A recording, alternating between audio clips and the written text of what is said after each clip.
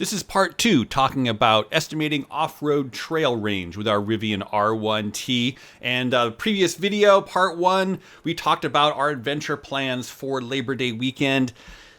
Did we make it? Did we have to get a tow from the middle of nowhere? Did we die? Let's go through the data and find out exactly how the estimation that we did in ABRP compared with reality. And for what it's worth, the reality was very, very hot. It was, we saw high temps of 115. It was very, very toasty. But that being said, the truck handled it just fine. We handled it just fine. We did not die. No worries, honestly. It wasn't that bad at all. We did have a few electrical issues with like our jackery and our coolers and stuff that we had to kind of work through. But in the grand scheme of things worked just fine, really. But let's go ahead. This is going to be a spreadsheet video, my friends, with maybe some sprinkling of B-roll for illustration. So, you know, spreadsheet videos, those are so fascinating. So get a cup of coffee, buckle up, and get ready, and let's do this. So the plan was leave San Jose Friday evening around 8 o'clock at night. We actually left, I think, at 7:30, but regardless, basically we waited until traffic died down there on Labor Day Friday evening and hit the road, and the plan was to arrive at Buttonwillow with 18%. We would only need 34 minutes of charge to come up to 77%. To go ahead and make it to Olancha on then Saturday morning. The elevation, for what it's worth, for Buttonwillow is only 269 feet. Olancha is way up higher, 3,658 feet. We were expected to arrive at Olancha at 10% and then spend 75 minutes charging to 100%. And I knew that was wrong already. Rivians take forever to top charge. And I'll explain why here in a little bit when we talk about the actual data here. Anyway, so then, leaving Olancha, we would arrive at the south junction of Saline Valley Road with 86%. That's another 1,000 feet up here, at getting close to a mile above sea level. Then we would go all the way to the Warm Springs and only burn, ABRP estimated this, only burn 11% state of charge. And the reason why, of course, is the Warm Springs is way down lower, down here at 1,500 feet. And this is only 54 miles in. And so it's not exactly a long distance-wise, mileage-wise, but elevation change-wise, it's substantial. And then, leaving the Warm Springs, we would arrive to the north junction of Saline Valley Road with 51%, only burning, gosh, what is that? 16% coming back out of the valley. That seemed unreasonably low, but it is what it is. And the elevation of that junction point is way up over 7,500 feet. So, I mean, we're talking going up 6,000 feet from the Warm Springs to get out of the valley on the north side of Saline Valley Road. But anyway, and then from there down to the Charger and Bishop, burning only 3% state of charge on that downhill run because, of course, we are regenerating lots of power. It's very important to appreciate and respect elevation change when doing this kind of stuff, because because of regen, EVs reclaim, the Rivian in particular, I actually did testing on this, it reclaims about 75% of the power you spend going up when you go back down, and that's fantastic. But when you're thinking about how much range do I need to get to some place, if that elevation is significantly different up or down from where you are, that's going to skew the results of maybe what you expect substantially. And so think about the elevation change, again, for where you're going, and also, perhaps far more importantly, where your next recharge point will be, right? And so, for instance, leaving from Olancha, I knew that we would only gain 300-400 feet between Olancha and Bishop. So actually, the elevation difference is pretty minimal, but there's a lot of going up and down going on in between. One more point before we go on to the actual data from the trip. I really don't expect ABRP or Google Maps or whatever to really accurately estimate the speeds and efficiency of going along off-road trails. Sometimes you're crawling along at like 2 miles an hour. Sometimes maybe you're doing 20 or 30 on a washboarded road. It really depends. And maybe your tires are aired down, maybe not. There's so many variables. And so really, when we are plotting out an off-road trail, more than anything, I'm plotting out the efficiency to the end of pavement and efficiency to the start of pavement. And then knowing what buffer I have in between and doing some ballpark guessing if that is a reasonable amount to do what needs to be done. So I don't really expect accuracy, but some educated guesses are helpful. And knowing how accurate those educated guesses are is definitely helpful for the future, as well as other key lessons learned. Let's go ahead and check this out. So we arrived at Buttonwillow with actually 19.9% state of charge, actually a better amount than anticipated. And Monica will be the first to tell you, and she might post the comments below, about how I was going perhaps a little bit too fast on I-5. For those of you who aren't Californians, so I-5 is like the central corridor that you drive on between Northern California and Southern California. It goes through the Central Valley. It's 2 lanes. Speed limit is 70 miles an hour in most places, but speed limit is 55 miles an hour for trucks. And because it's only 2 lane, what you get is you get trucks on the right-hand side doing 55, 60. And then you get passenger vehicles that stick in the fast lane. They don't do the whole, elegant, proper, stay in the right lane except for passing bullshit.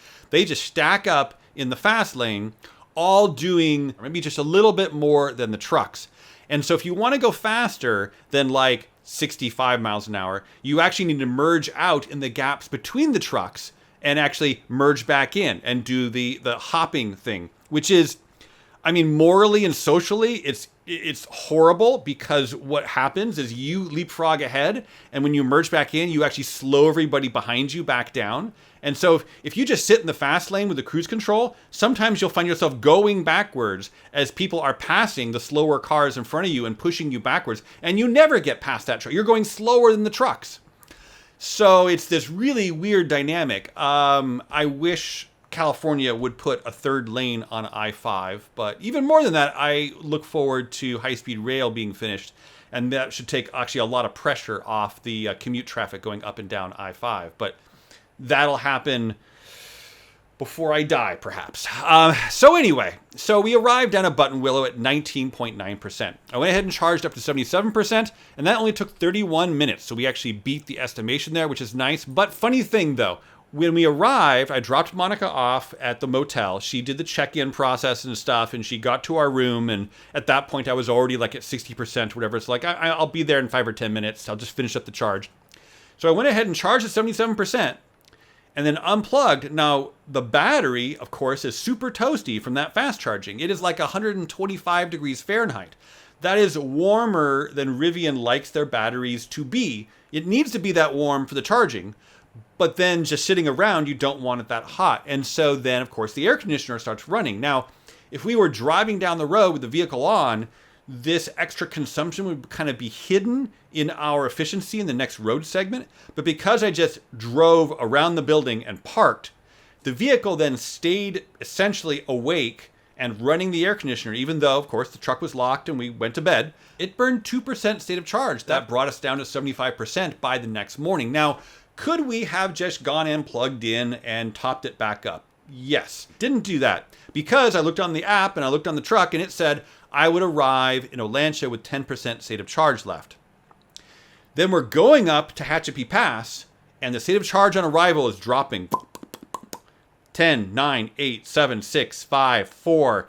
So we get to kind of the top of Tehachapi, to the town of Tehachapi, and there's a charger, I think it's an EA charger. No, it was an EVgo as part of a gas station, the Loves, I think, just right off the freeway. And so, you know what, let's just go ahead and put in a splash of power so we can go ahead and continue at a normal pace and not be driving slow in the slow lane to make sure we can make Olancha. That was a mistake, because then, after putting in just a teeny bit, just literally, we put in 4.1% in 3 minutes. After putting that teeny bit, then we downhilled a little bit into Mojave, and then we're running up 395 towards Olancha, and the power state at arrival kept growing and growing. And so while initially I was doing like 5 over the limit, then it kept growing. I did 10 over the limit, and I was doing 15 over the limit. Shh, don't tell the CHP.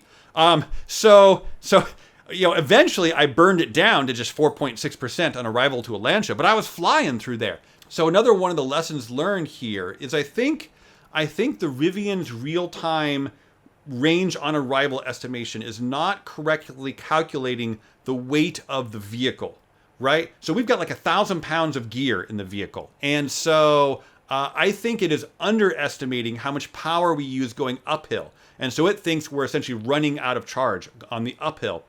But then on a downhill or continuing distance from there, it's underestimating the regeneration that we would get on the downhill segment, is my feeling.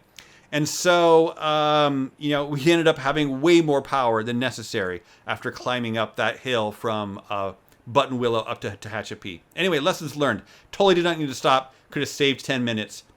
Not a big deal. But anyway, we arrived in Valencia and we charged 100%. And that took a full 100 minutes, an hour and 40 minutes. It'll charge to 99% pretty darn quickly. And then it will sit there at 99% for like half an hour. And what it's doing is it's cooling off the battery pack. So here we are in a Lancia, and look at that, 100 degrees Fahrenheit, right? As opposed to 120 plus and that kind of thing. So that is why it takes like 30 minutes to do that last 1%. It's not about putting the power into the battery. It's actually about running the air conditioner and the time it takes to take that big battery and just cool it down.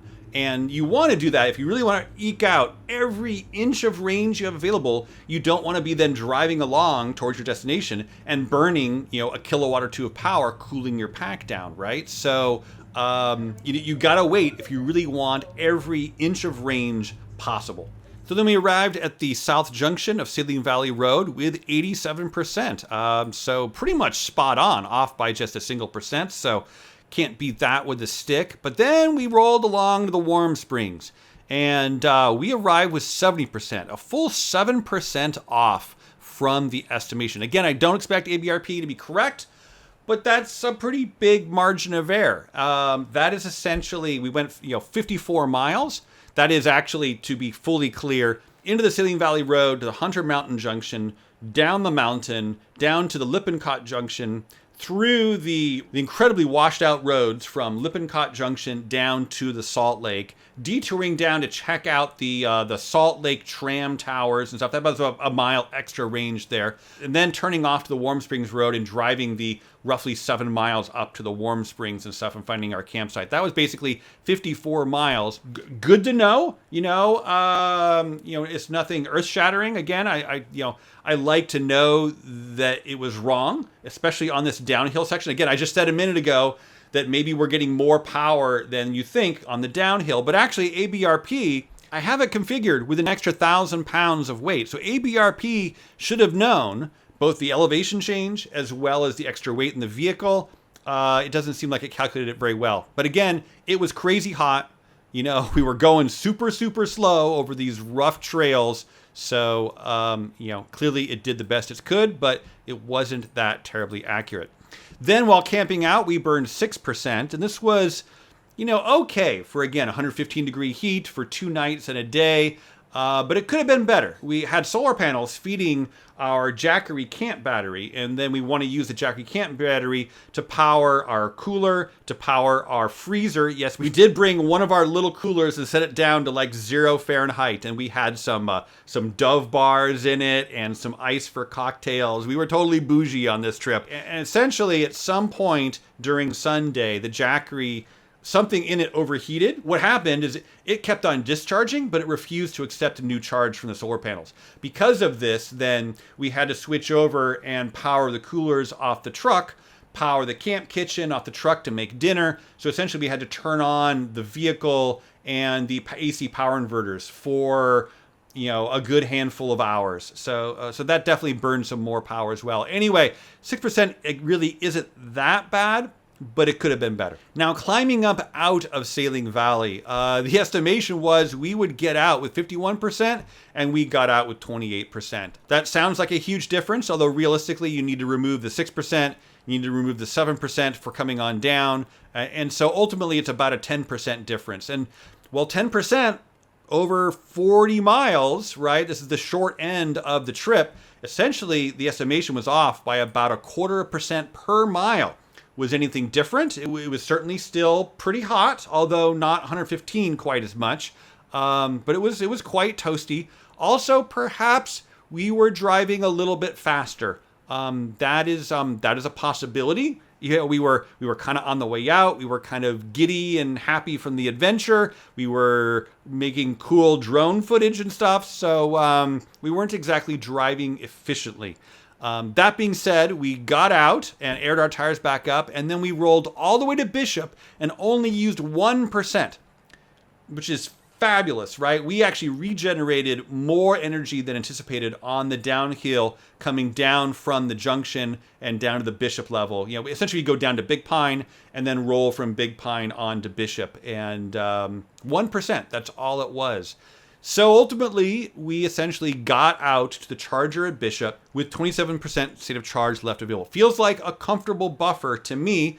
If we had a breakdown, if we had a CV joint fail or a tie rod or whatever, right, we would have had a good amount of power to keep ourselves protected until we could arrange help and stuff. And so we could have stayed several extra days pretty easily without jeopardizing our buffer. So, and also, again, it was really freaking hot. I wonder if, on EVs, cold weather tends to eat your power more than hot weather. But there is a balance there somewhere, right? There's an ideal weather in the 80s, probably, 70s and 80s.